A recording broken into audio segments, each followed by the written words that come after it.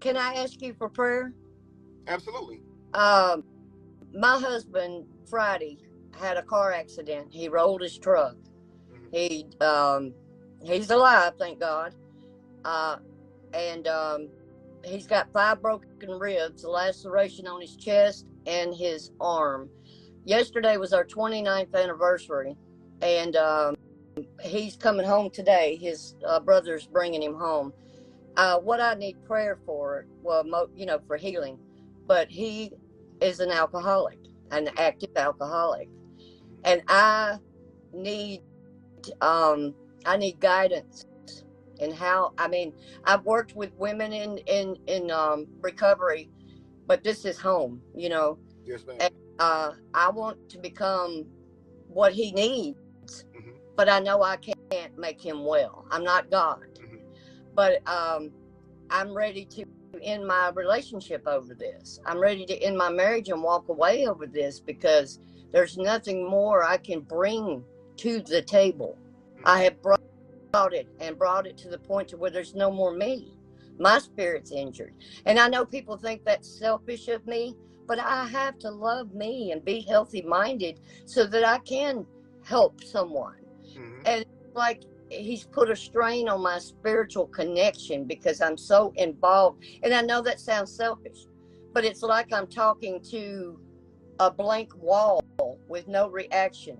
And I'm asking God to guide me. Do I need to leave? Have I given up? Have I been the wife that he needs me to be? What more can I give? And every time I ask those things on my knees with tears coming down my eyes, the situation gets worse. So what is he trying to tell me? That it's in due time, love. That it's your actions that speak louder than your words. You are your husband's wife. Did you know you are his soul? That you can speak life into him? Your prayer looks like looking your husband in his face, telling him how much you need him to heal himself and pick himself up, for you know that he has the strength. Even if he's never revealed it, you're with him because you see that potential. You are the wind beneath his wings to pull out all that stuff out of himself that he don't even see in himself.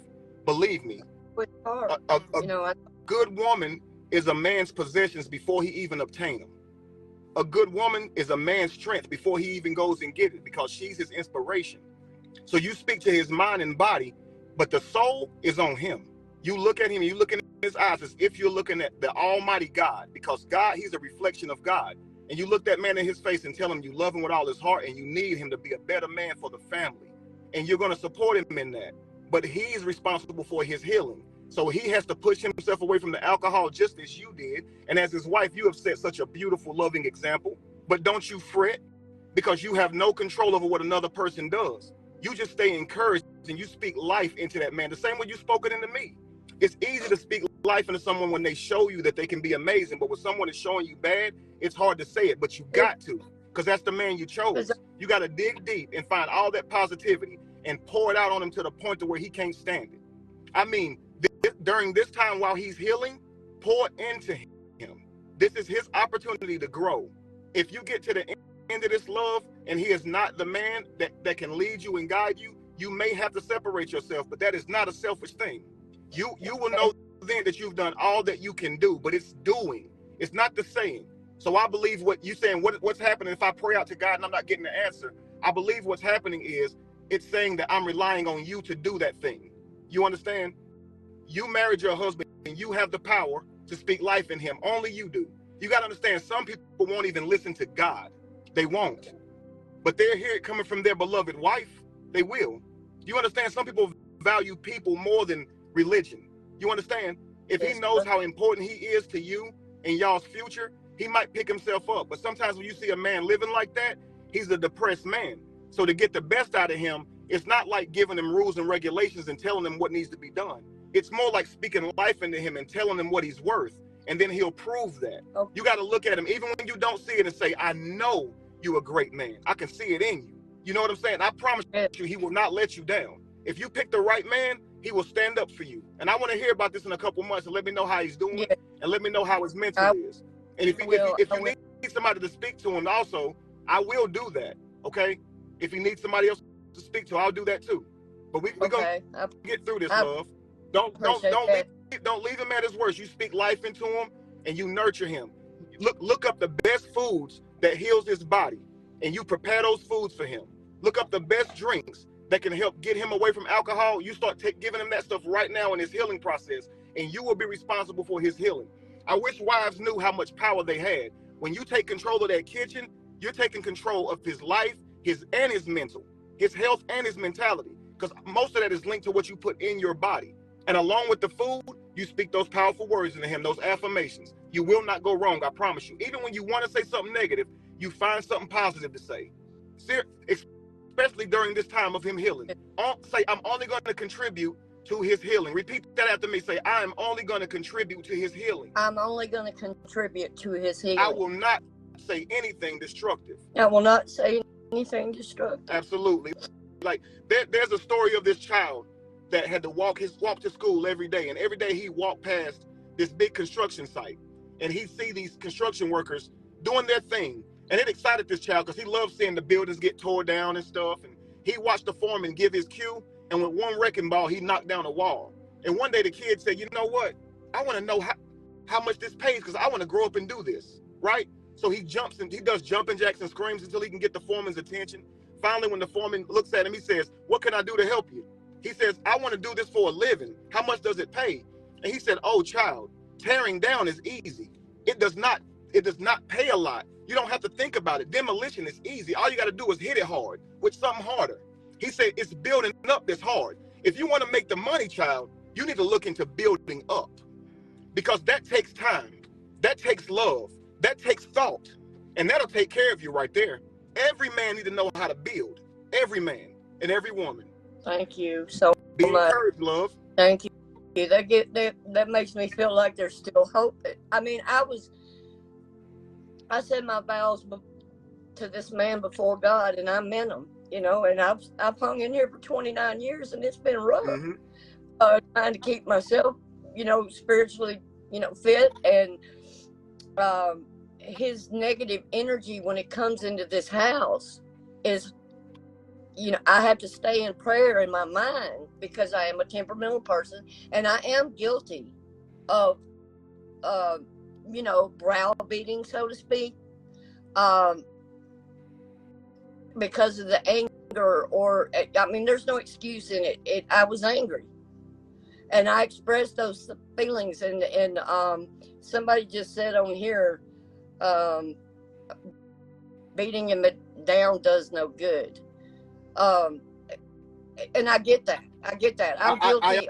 I always say your meekness is not a weakness. As women, you have to understand your meekness is not a weakness. It's your strength. So when you feel upset or enraged by his actions, you still be as gentle as you possibly can be. And that is how you get a man to perform with a very soft voice, a loving voice. If he comes in with a horrible attitude, tell him how powerful he is.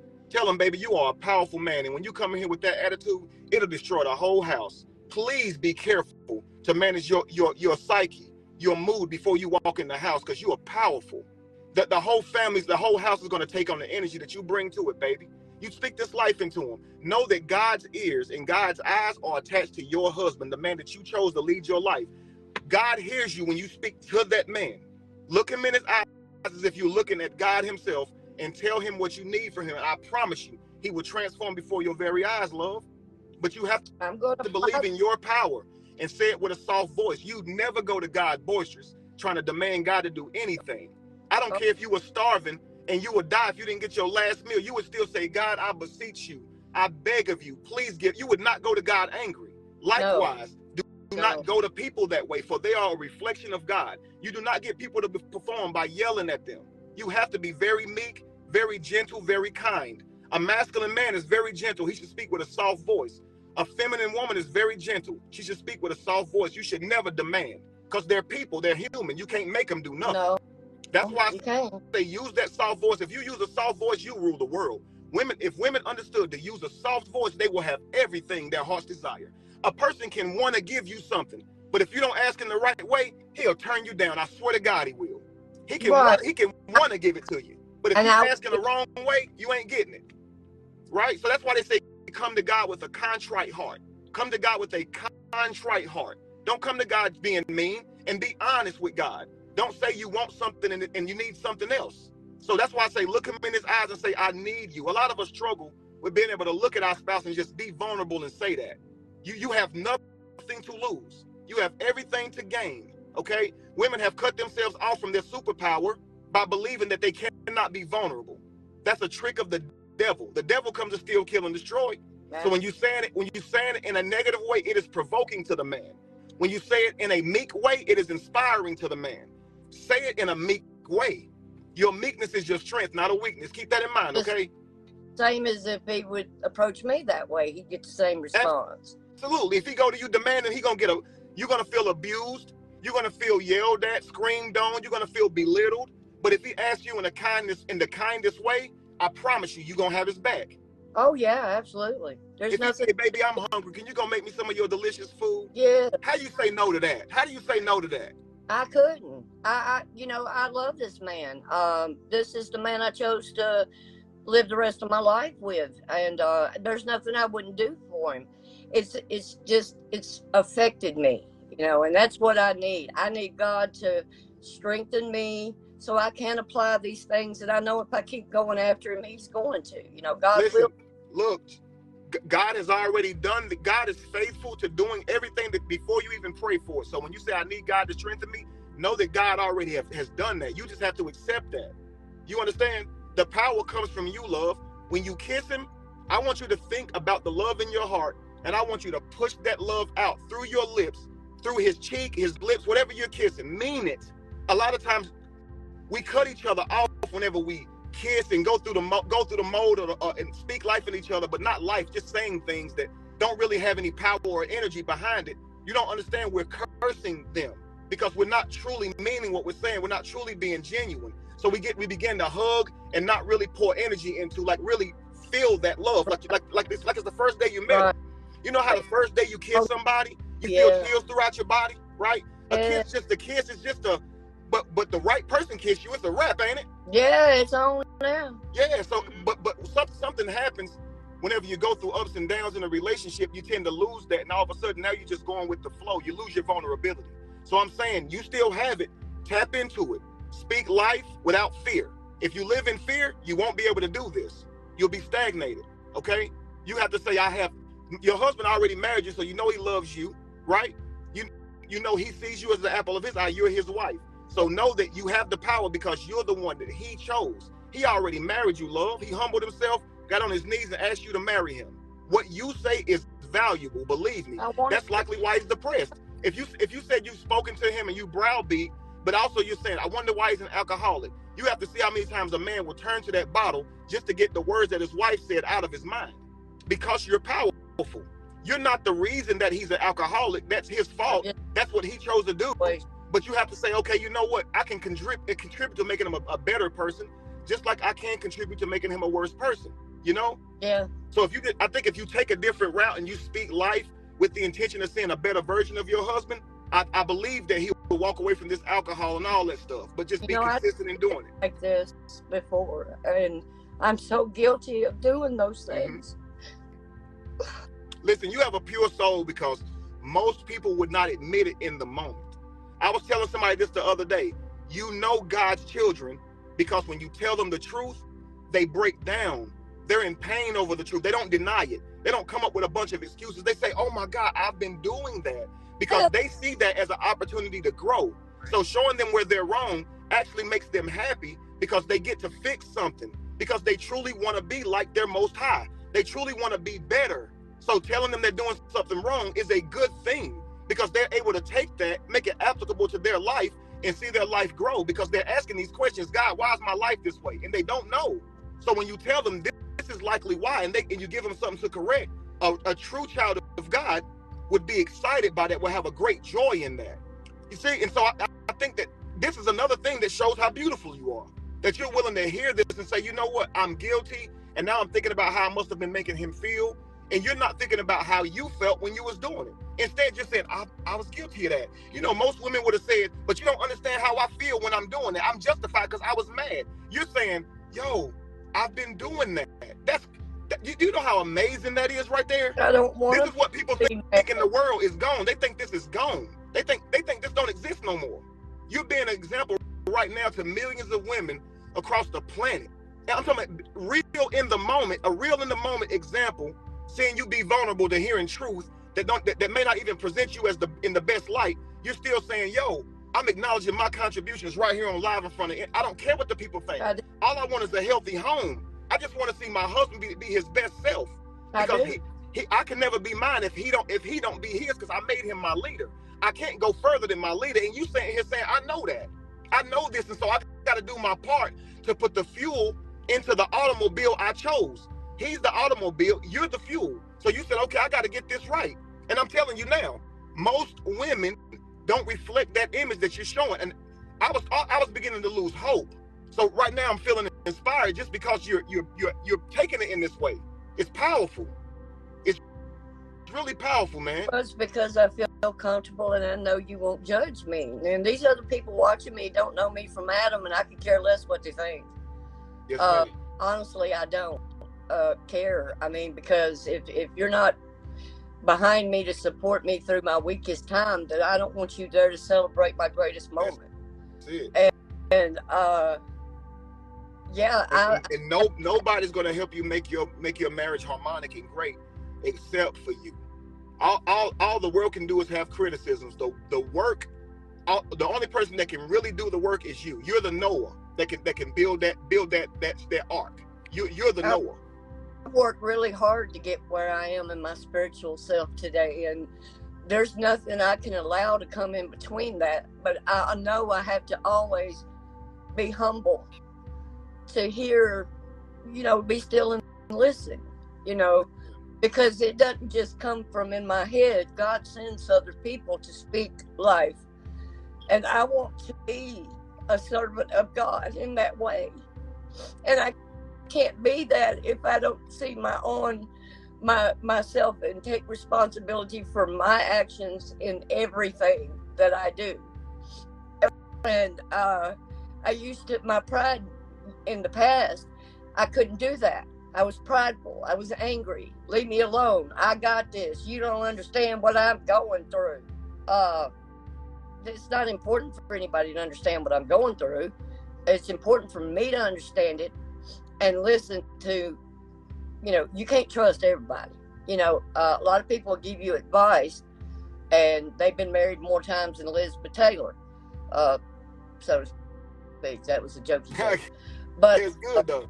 I don't take advice from people. I have to look up or see a person as inspiring and intelligent and have taken the time to do the work. That's who I want to follow. I don't want to follow. I can't be led around by my nose, but I will take advice. I will humble myself and listen. And I will definitely admit when I am out of pocket, when I'm wrong. And have I been a perfect wife? No. Could I have been better? Yes. But I can't sit here and say, well, I'd have been better if he'd have been better. His reactions has nothing to do with me as a human and mine.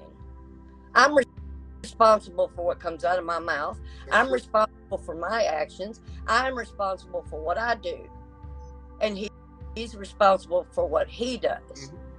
That anger part, I guess, was me breaking down my ego that told me I got this, and I'll do it my way. And so let me just, you need to do this. You need to do that. If you don't stop that drinking, and then I'd pray for him at night. But I never thought to ask God, give me, I know this sounds crazy, give me soft words to speak to him. Because like you said, when you live in it and you're faced with it, I don't see it as a disease, even though I understand it to be. Right. I see it as a human attack against my spiritual growth. That's why I see it. Yeah. I know it's a disease, but there's help. You can lead a horse to water, but you can't make him drink. Right. And if you believe you can, that's what'll make you get an ego and be frustrated with the whole. Exactly. And I don't want that. I want my husband is very shut off. I've spoke more to you right now than I have him in the whole 29 years we've been married. It's honest truth. He is inside himself. He is locked up. He needs a male friend that's going to lead him as a husband, that's going to teach him. But his ego, oh boy. It will be truly a miracle when he humbles himself and says, I need help. And not to me. Find the positives and the pride that he displays, and hopefully you can get him to place his standards with his pride, and he'll be a great man for you. So like whenever you see like the negative behaviors, and you know how we can do with our imagination, we can see the worst and call that out, and then when we do that, there's nothing they can tell us different. I want you to argue with him till you blue in the face about how great he is, even if he disagrees, okay? If you can't think of the words to say, write them down in your spare time. Just some powerful and motivating things you can say to him, okay? When he's not displaying greatness, what you tell him is that he's great. And then if he argues with you that he's not, you argue with him till you blue in the face that he is great. He every bit of great. And that's why would I have chose you if you're not great? Why would I have picked you to be my husband if you're not great? What you mean you're not great? Don't you dare tell me your patterns. Until he believes it himself? Is that what? Okay. Absolutely. Because you have the belief, you speak that into him until he believes it himself. That's the power of the wife. See, he's able to make you feel secure by providing for you. You're able to make him feel powerful by speaking into him. Absolutely. And with that power he uses to provide. This is how you are the Ouroboros, and you guys are you in unison or in harmony, right? Think about this. He goes and gets the food. He hunts the food. You prepare it. He eats it, gets strong again to go get more food.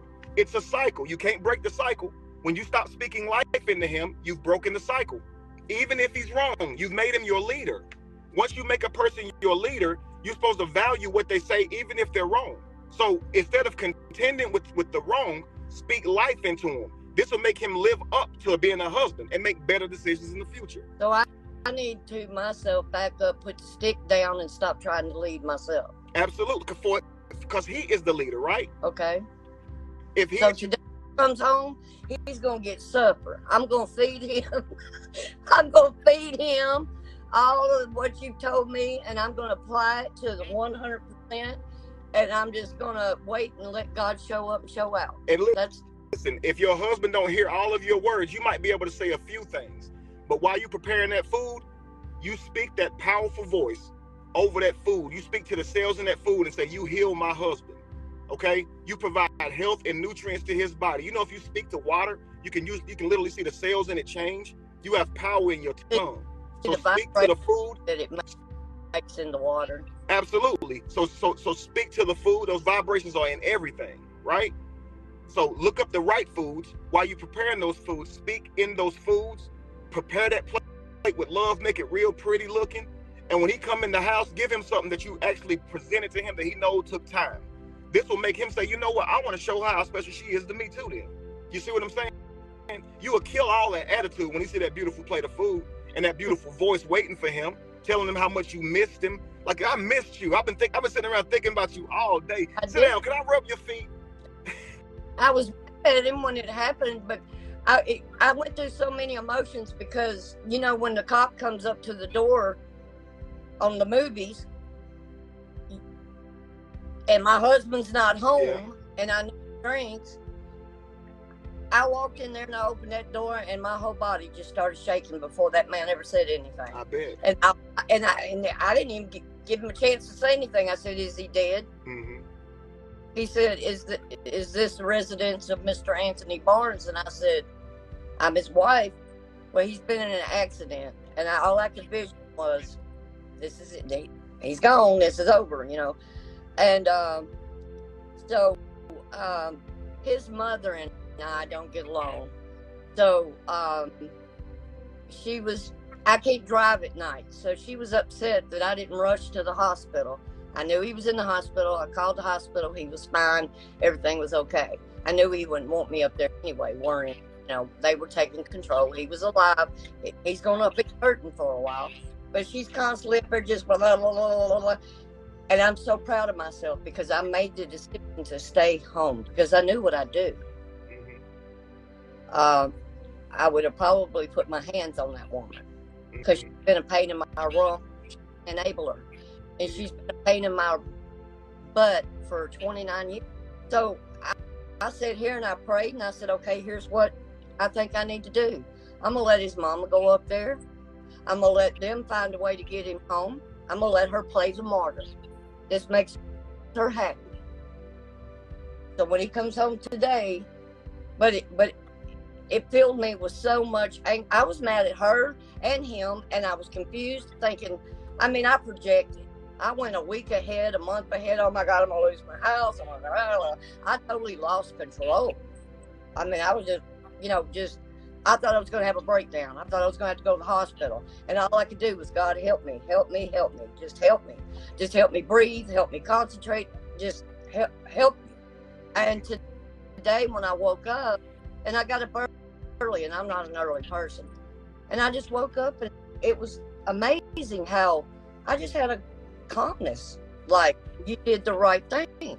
You knew how you would have stayed at home to not make them. I could have went up there and showed my butt. It's good that you did. That's 15, 20 years ago. I would have done. That's confirmation to me that I am changing, that I am applying principles and morals in life and standards, and I'm proud of that. Yes. Within myself, because I never thought I'd achieve it. I had so much doubt going in, learning all, and just slowly chip away the doubt, to find faith in my hope. And I have a lot of support through friends, and but I was feeling a sense of I wasn't doing the job 100%, because if I was, why would he be that way? Those are the questions I was asking myself.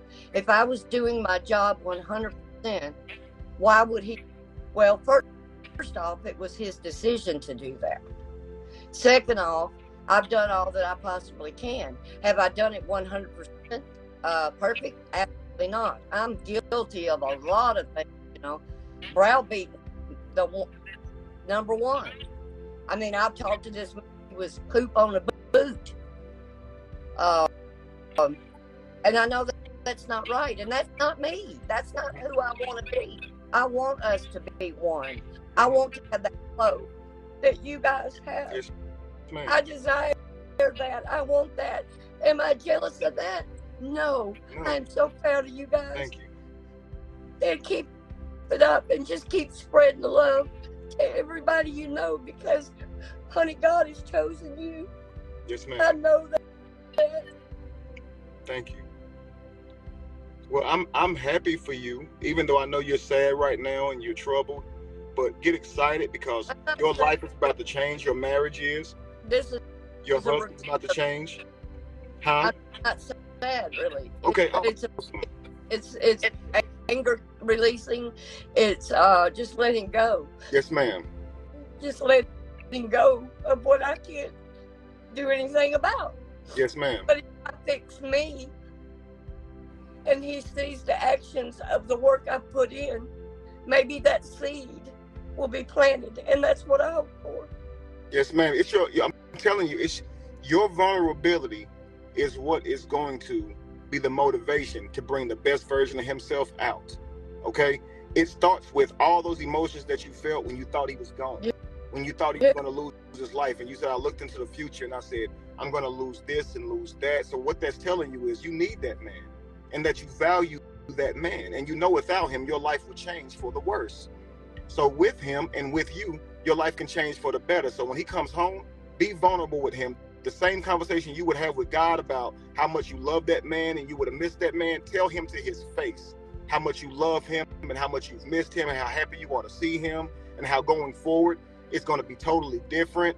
I love you, and that's all you're going to ever hear from my mouth is love. Loving words. I didn't realize I really cared until I thought I lost him. Yes, ma'am. Sometimes it takes those things to wake us up. Sometimes we can be so hurt by somebody and so angry, we can't feel the feelings that we have for them. And then something like this can kind of make you be face to face with that and say, wait a second, I care about this person. So now you've had that self-realization. It's, hey, I believe that when he comes in the door today, from this day forward, he's the leader of the relationship, but you are the motivator and the inspiration of it. So know that if you're not inspiring, he's not going to have anything to work with. You understand? So he has made you his inspiration by making you his wife. Okay, so by making you his wife, he says, I value what you think of me. Okay, so speak life. Speak life. Never death. Even if you're angry, even if you're looking at it, say it in the most positive way, just like you would a child, believe it or not. If your child brings you a drawing and you know it's terrible, you're not going to tell them that. You're going to tell them it's great. They could have drew you as a stick figure leaning this far to the left, and you still going to say, that's me? That's great. Even though you know that hurt your ego. You know you don't look like that. Right. And the house don't look like that either. But you know what? We putting it on the refrigerator, right? And, right. And so that's how you're going to treat your husband. Speak life into him. Keep putting pictures up all over your house. You do whatever you want to. You work for that home. Thank you, ma'am. And I got my own bedroom too. Yes, ma'am. Well, my husband snores, yes, and I can't. And I like a fan, and he don't like a fan. So and it's kind of interesting because why you should be able to have your own room, because your sleep is so unique and you need it so badly. So if you sleep with a fan and they don't, you could be ruining their sleep. If they snore and you don't, they could be ruining yours. Look, I love on you when I wake up, but I'm going to sleep by myself, because when you sleep, ain't nobody there but you. Right. I got a big old stuffed bear I cuddle up with, and he grabs his pillow and he cuddles up. But it's kind of fun because when he's in his right mind, it's like want to sneak into the, Oh, yeah, it's exciting. Yes, ma'am. It's very, very exciting. It's a little bit of excitement in, But yeah, I have to have, and I'm all over the bed. I'm asleep. I roll. I slap. I don't sleep like just one spot. And of course, I have my little doggy here, and this is my comfort right here. Well, part of it, but yeah, there's nothing wrong with having separate rooms. There's nothing wrong with putting photos up on your wall. I don't know what's going on with these people. Maybe they're jealous that they don't look pretty enough to themselves to put a picture up. But I definitely wouldn't want a picture. If I had two husbands, I wouldn't want a picture of my husband while I was with my other husband, because it'd be like they're standing in the room staring at me. Right, you don't want that. That's crazy. You got to have respect, man. Right. That don't make you comfortable in the moment. Right. So, yeah, that would be right. I was going to say something to you before I let you go. Okay. You said most of his injuries was done to his ribs? Yeah, he had 5. He broke 5 ribs, and they kept him in ICU for 3 days because they thought it punctured the lung and the bowel. But today we got word that it didn't. So he's got 5 broken ribs, a large laceration on his chest and his arm, and he looks like, he bruised from here down. He looks pretty bad, and he's moving. But the best part of all of this, thank you, Lord, for not taking his life, but he will be sober when he comes home. Mm-hmm. And he will not be drinking because he has no way to get it. And he will not get the privilege to use my car to go get it. Yes. Am I wrong for that? For not letting him take my car? No, not at all. Because not at all. Build some trust with me. Mm-hmm. Absolutely. I'm not going to demand it, but I'm not going to reward his bad behavior with privileges to drive until he shows himself that he can overcome this. He don't have to prove anything to me. This has to be done within himself, like I had to within myself. I couldn't do it for anybody. I had to do it for me. I had to want to live. I had to have a will to live. And there had been times I didn't want to live back in my young days. I was suicidal at one point. But you know what? Like I told him, once you get on the other side, that does not define who you are. Mm-hmm. It makes you stronger and wiser. Yes, ma'am. And be able to go help someone else that suffers from the same thing. Yeah, and that's the purpose in life. It's to help as many people find God as I can. You're absolutely right. And I do that by having an open mind. And I think he just come in. So I'm going to have to get off here because the dog he just pulled up. Hey, well, listen, real quick, okay? Yeah, real hurry quick. up. The number 5 means change, evolution, love, and abundance. That's what the number 5 means, okay? So I think that's a message. And ribs mean protection. Ribs protect the organs, okay? So he is your protector, and it's time for love and change in order to evoke evolution, okay? Remember that. Talk to you soon, love. God bless you. Peace.